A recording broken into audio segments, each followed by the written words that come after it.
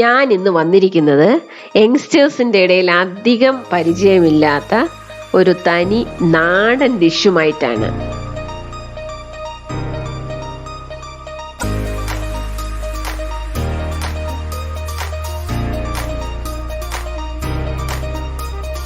Hi friends, ഞാൻ മിനിയാണേ.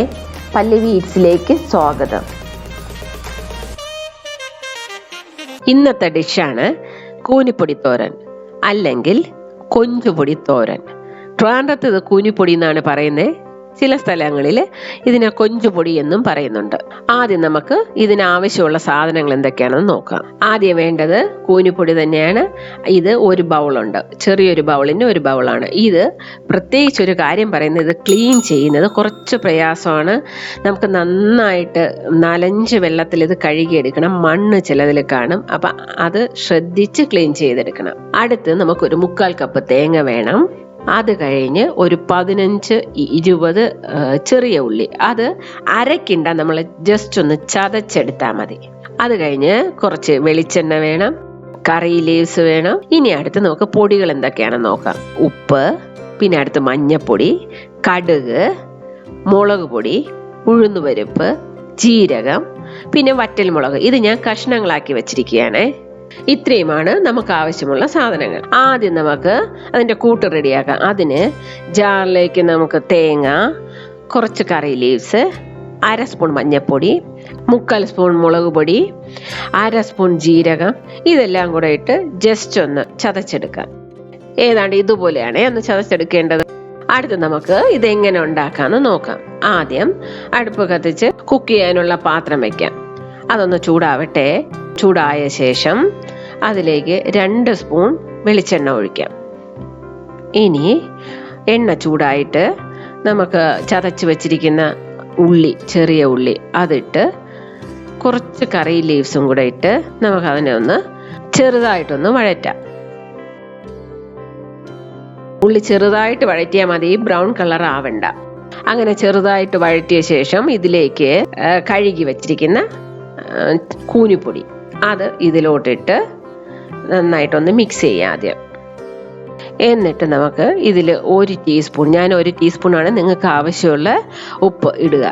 ഇട്ട് നന്നായിട്ടൊന്ന് മിക്സ് ചെയ്തിട്ട് നമ്മൾ അരച്ചു വെച്ചിരിക്കുന്നില്ലേ കൂട്ട്, അതും ഇട്ട് കുറച്ച് ജാറ് കഴുകിയ വെള്ളം കുറച്ചൊഴിച്ച് നമുക്ക് ഈ കൂട്ട് നമ്മുടെ ട്രിവാൻഡ്രം ഭാഷയെ പറഞ്ഞ പൊത്തി വെക്കണം. അതായത് കവർ ചെയ്ത് വെച്ച് നമുക്കൊന്ന് അടച്ച് വേവിച്ചെടുക്കാം. ഞാൻ കുറച്ച് വെള്ളമാണ് ഒഴിച്ചത്, ശ്രദ്ധിച്ചല്ലോ അല്ലേ? ഇത് പെട്ടെന്ന് വെന്ത് കിട്ടും, അതുകൊണ്ട് നമ്മൾ വളരെ കുറച്ച് വെള്ളം ഉപയോഗിച്ചാൽ മതിയേ. ഞാനിത് അടച്ചു വയ്ക്കുവാണേ. ഞാൻ ഒട്ടും പ്രതീക്ഷിക്കാതിരുന്നപ്പോഴാണ് ഈ കൂനിപ്പൊടി കിട്ടിയത്. അതുകൊണ്ട് എനിക്ക് ഈ റെസിപ്പി ഷെയർ ചെയ്യാൻ പറ്റി. അതിൽ വളരെ സന്തോഷമുണ്ട്. ഏതാണ്ട് പകുതി വേഗാകുമ്പോൾ നമുക്ക് അതിനൊന്ന് തുറന്ന് അതിൻ്റെ കൂട്ടും കൂനിപ്പൊടിയും കൂടെ ഒന്ന് മിക്സ് ചെയ്യാം. മിക്സ് ചെയ്തിട്ട് നമുക്ക് ഒരിക്കൽ കൂടെ ഒന്ന് അടച്ചു വെക്കാം.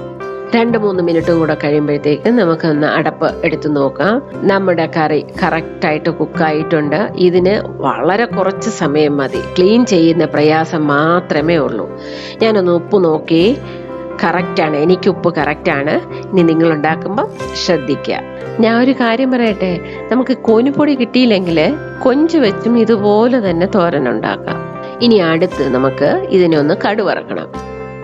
അപ്പം ഞാൻ കടുവറക്കാൻ പോവുകയാണേ. അതിന് ഞാൻ പാത്രത്തിലേക്ക് 2 സ്പൂൺ എണ്ണ ഒഴിക്കുന്നു.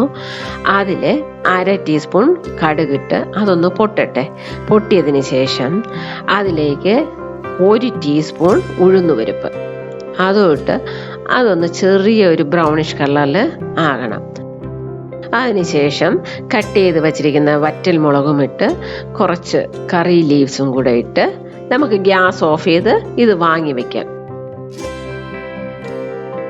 ഇനി നമുക്ക് കുക്ക് ചെയ്ത് വച്ചിരിക്കുന്ന തോരന് മുകളിലായിട്ട് ഈ കടുവറുത്ത് ഉഴുന്നുപരിപ്പും എല്ലാം ഇടാം. ഒരു കാര്യം ഞാൻ പ്രത്യേകിച്ച് പറയണം, ഇത് കാണിക്കാൻ വേണ്ടിയിട്ടാണ് ഞാനിപ്പോൾ ഇതിട്ടത്.